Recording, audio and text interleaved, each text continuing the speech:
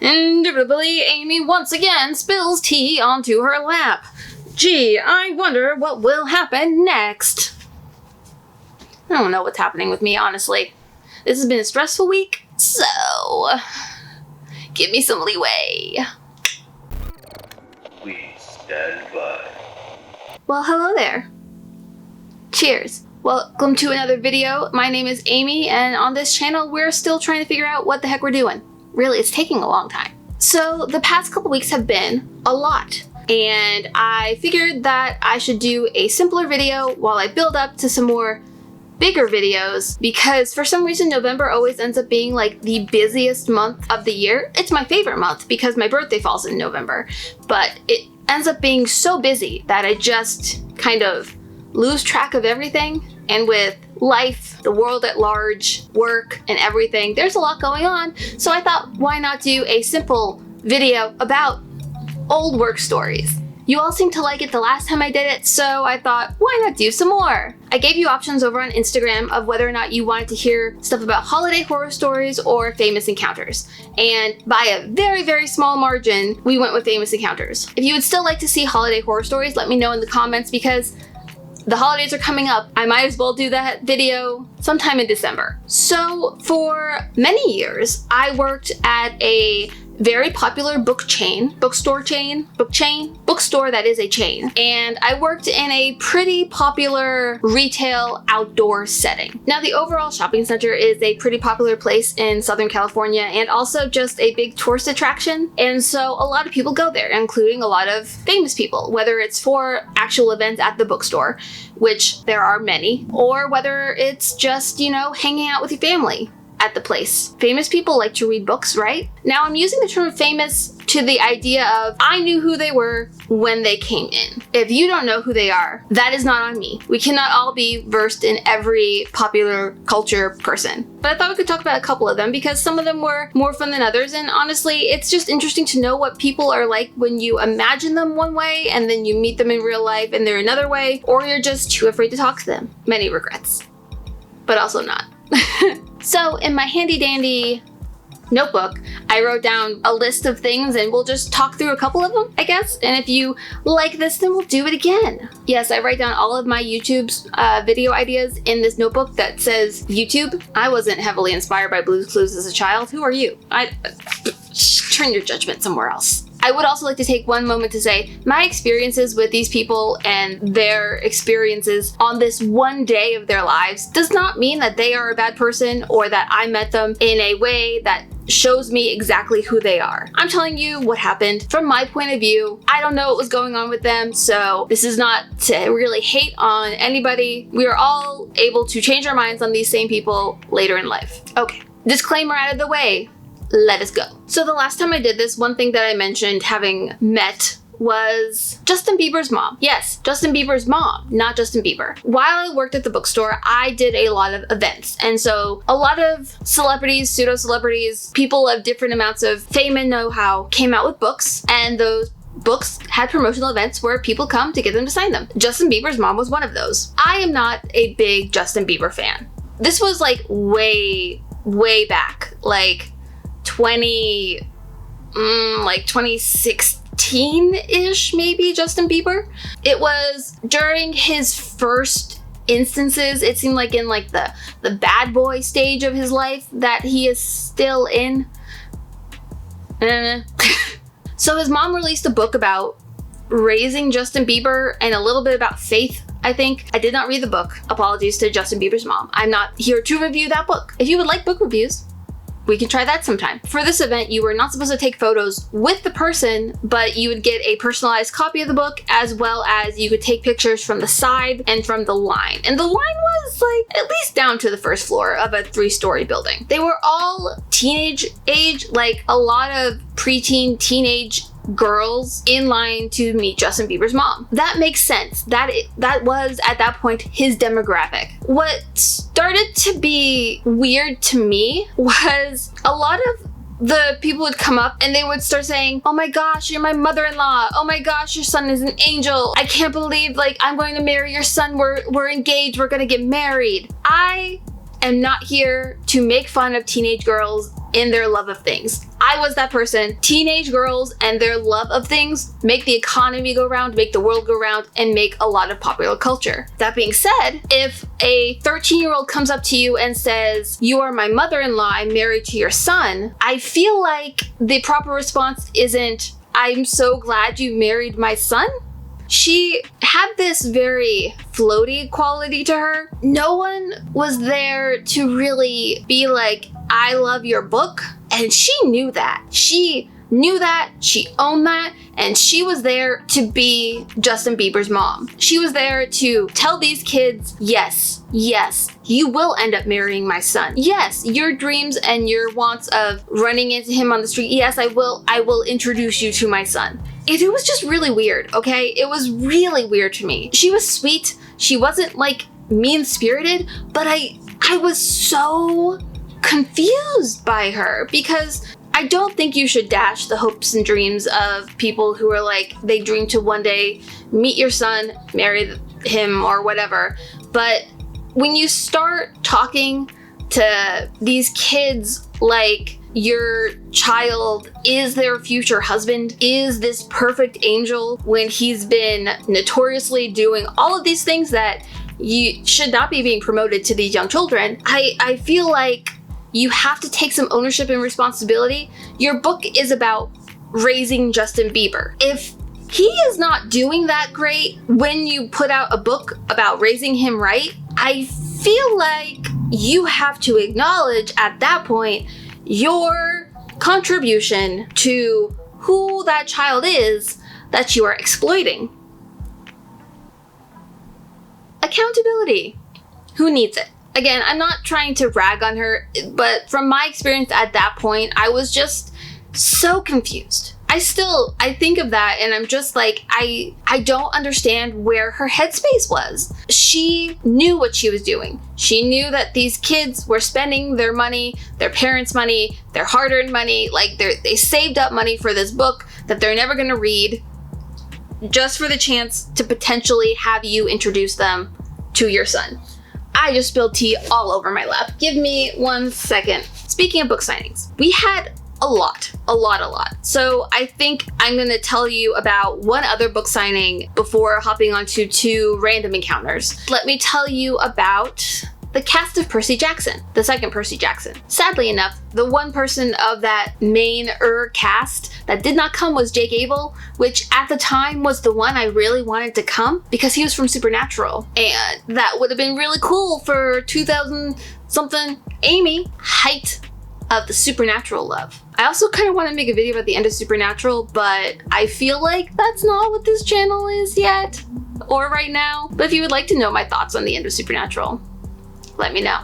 But the cast of Percy Jackson, pretty much they were coming to promote their newest movie, and they were doing signings of the posters and signings of the first 2 Percy Jackson books. People were waiting in line for hours, to the point where like we had them wait outside and they were starting to wrap around the sidewalk. It helped that we were right next to a movie theater that was going to be showing that movie after the event happened. I think we ended up going to see that movie. I think me and some of my friends went to go see that movie when that event was over. So they all arrived together and they all arrived through our back end of receiving, because that's how you do like secret entrances. You find the back way in. The cast of Percy Jackson was really, really nice, except for one.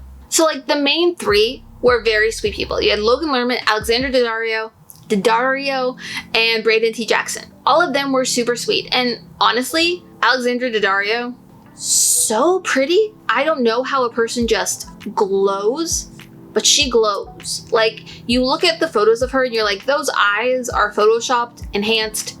Nah, they stare into your soul. So you have the guy who played the Cyclops, Douglas Smith who played Tyson. He was fine. He was probably the quietest of the ones that I can remember, but they were all super nice. Logan Lerman was really cool. There were people who worked at our store who were really into the Percy Jackson books and really liked a lot of the cast, like a lot. And they were all super sweet to everyone who wanted to meet them. They were good about signing books for the staff who wanted books signed. And they were also great about like signing posters for the staff who wanted it. One of the benefits to working at the bookstore is usually if there's going to be someone doing a signing and you want a signed copy, you can get it before the event happens and they have them signed some like backstock. There was one though, the one girl, the newer girl to the movie, because she did not leave the best impression on me. I respect confidence. I respect knowing what you want and asking for what you want.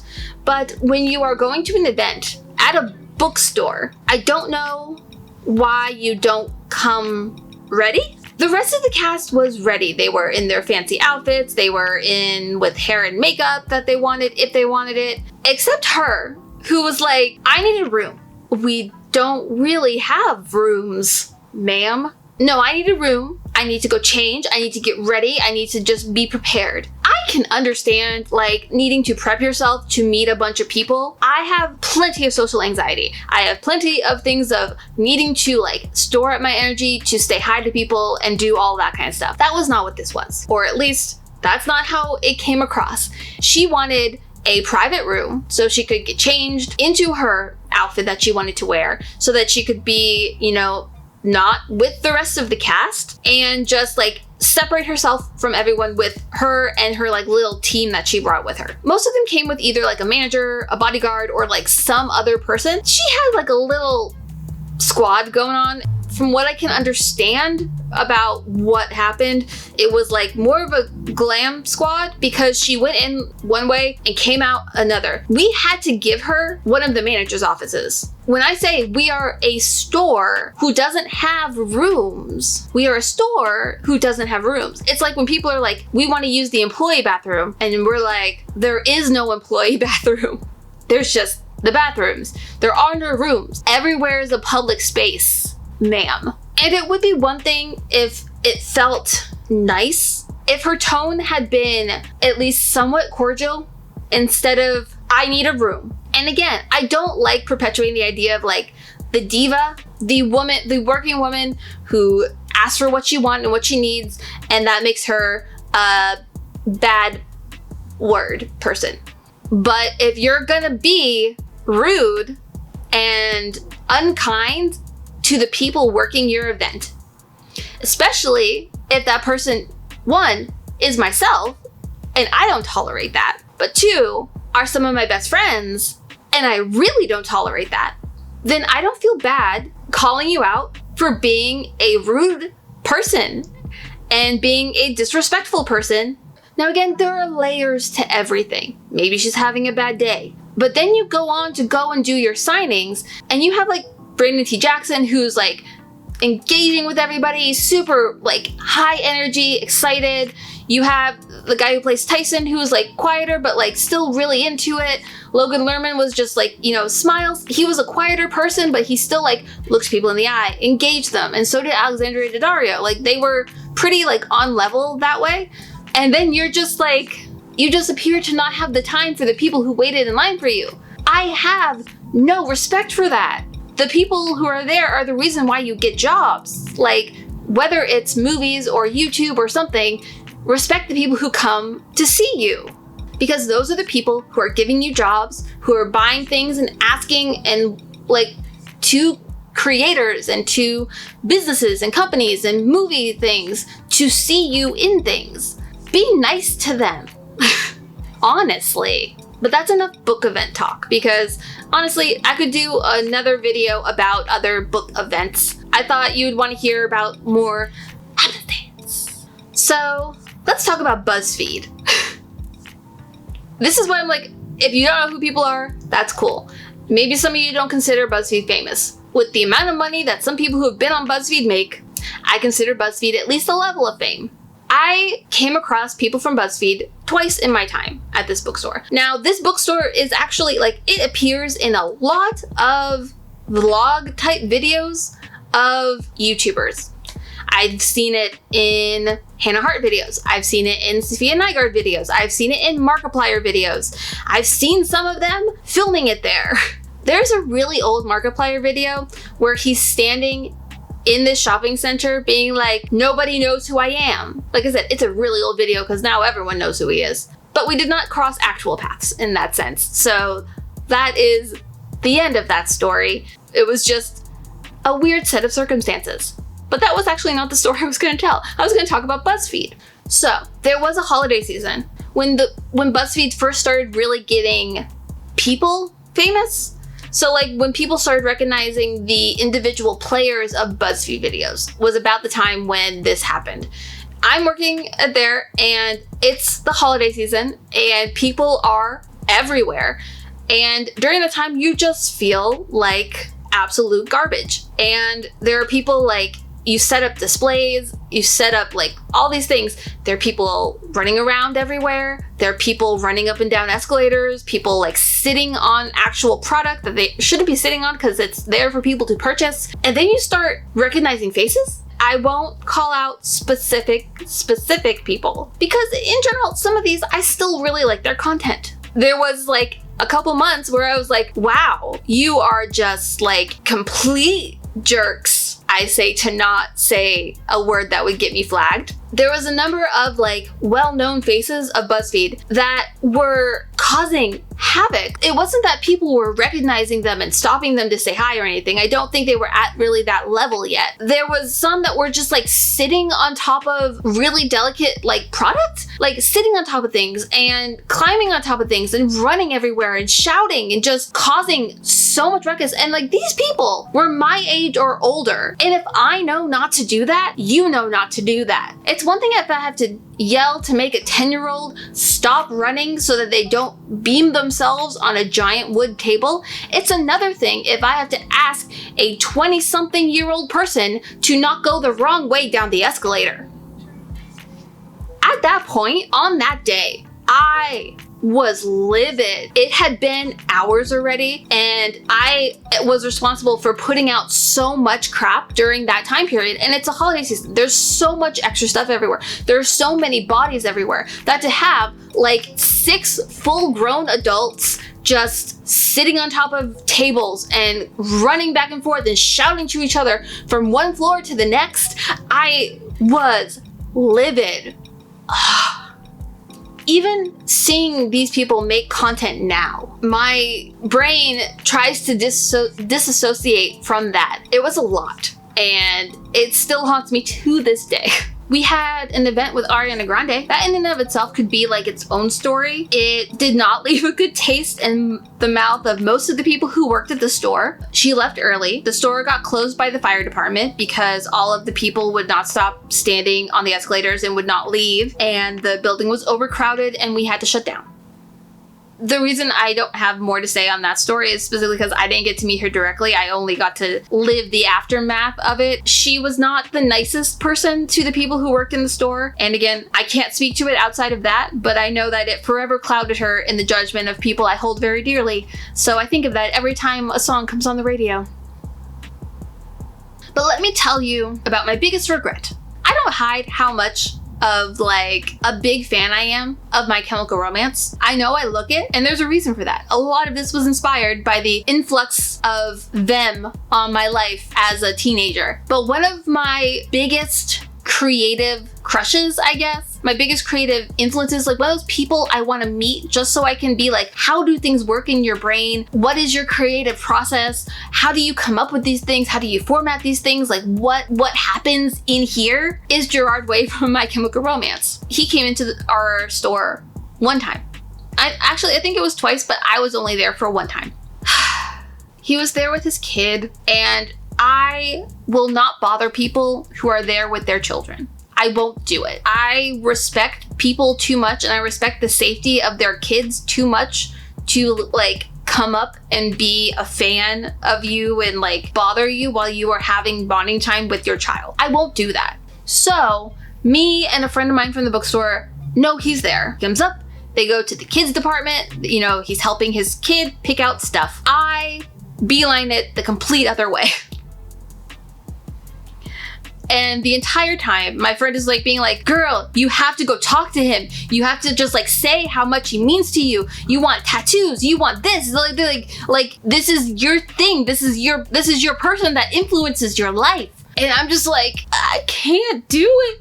I can't do it. Because again, if I really admire somebody, I don't want to come at them like, oh my God, I'm your biggest fan. I want to meet them one day, hopefully on a peer-to-peer level where we can work on something together.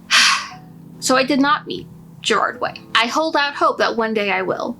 get to like see how his brain works creatively. I refuse to go bother somebody when they have their kid, and I also just don't like to crowd people. I can't bring myself to do it. I've done it maybe twice in my life, and each time it goes so poorly because I can't articulate what I'm trying to say to them. And so I both really regret not taking a chance to be like, hey, your brain has influenced my brain in a lot of ways, but also I don't think I could have bothered a father-daughter bonding day. I just can't do it.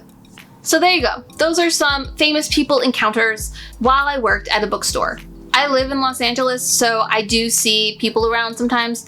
I've seen Jaden Smith at a Renaissance fair, or Joe Jonas and Sophie Turner at Universal Studios. Those things happen, but that's about as much of those kind of stories as they are. So for the most part, most of my stories come from my time around the books because I spent a lot of time there.